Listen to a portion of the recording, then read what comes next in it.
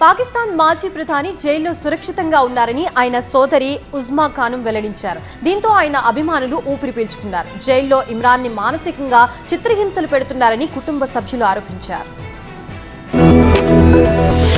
పాకిస్తాన్ మాజీ ప్రధాని ఇమ్రాన్ ఖాన్ బతికే ఉన్నారని ఆయన సోదరి ఉజ్మా ఖానం ధృవీకరించారు. అడియాలా జైల్లో ఇమ్రాన్ ను కలిశారు ఉజ్మా ఖానం. దీంతో ఇమ్రాన్ ఖాన్ చనిపోయారని వస్తున్న వార్తలకు ఫుల్ స్టాప్ పడింది. ఆయన జైల్లో సురక్షితంగానే ఉన్నారని సోదరి ఉజ్మా ఖానం తెలిపారు. అయితే మానసికంగా వేధిస్తున్నట్టుగా ఆరోపించారు. ఇమ్రాన్ ను కలిసేందుకు అనుమతించాలంటూ ఇస్లామాబాద్ తో పాటు పలు చోట్ల భారీ ఆందోళనలు చెలరేగాయి. దీంతో ఉజ్మాతో పాటు ఓ లాయర్ ఆయన్ని కలిసేందుకు జైలు అధికారులు మంగళవారం అనుమతించారు. ఇమ్రాన్ ఖాన్ ఆరోగ్యంపై పుకార్లు షికార్లు చేశాయి. ఆయన సేఫ్ గా ఉన్నారని తేలడంతో అభిమానులు ఊపిరి పీల్చుకున్నారు. అయినప్పటికీ ఆయన చూపించాలని, ఆరోగ్య పరిస్థితిపై వివరాలు వెల్లడించాలని మద్దతుదారులు డిమాండ్ చేశారు. ఇమ్రాన్ ను కలిసేందుకు అనుమతించాలని కుటుంబ సభ్యులు కోరారు. అందుకు జైలు అధికారులు మంగళవారం వరకు నిరాకరిస్తూ వచ్చారు. దీంతో ఇమ్రాన్ పార్టీ పాకిస్తాన్ తెహ్రీక్ ఇన్సాఫ్ కార్యకర్తలు పెద్ద ఎత్తున ఆందోళన చేపట్టారు. ఈ పరిణామాల నేపథ్యంలో ఇమ్రాన్ ను కలిసేందుకు అధికారులు అనుమతించారు. అవినీతి ఆరోపణలపై పాక్ ప్రభుత్వం ఇమ్రాన్ ఖాన్ ను జైల్లో పెట్టింది. ఇమ్రాన్ ఖాన్ ఆరోగ్య పరిస్థితిపై గత నెల చివరి నుంచి ఆందోళన మరింత తీవ్రమైంది. ఆయన ముగ్గురు చెల్లెళ్ళు నూరిన్ నియాజీ, అలీమా ఖాన్, ఉజ్మా ఖాన్ కలవడానికి ప్రయత్నిస్తే తమపై దాడి జరిగిందని చేసిన ప్రకటనతో ఆందోళన ఉధృతమయ్యాయి. ఇదే సమయంలో ఇమ్రాన్ ఖాన్ కుమారులు ఆయన ఆరోగ్యం గురించి చేసిన వ్యాఖ్యలు ఈ భయాలను మరింత కలవరానికి గురిచేశాయి.